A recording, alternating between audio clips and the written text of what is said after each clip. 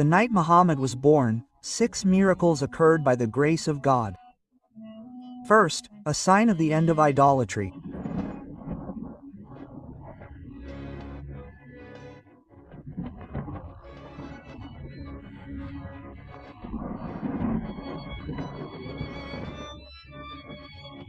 Second, Persia's royal palace shook, the throne trembled, and 14 balconies collapsed, signaling the empire's decline. Their king, Khosrau II, was a cruel infidel who killed 18 sons out of fear. The third miracle, Iran's ancient lake Salwa dried up overnight.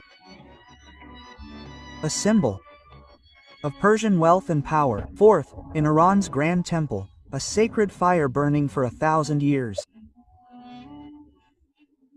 Extinguished on its own, this fire was worshipped, and its going out signaled the end of their religion. Fifth, a brilliant light descended from the sky, and angels came to earth, spreading from Mecca to Syria.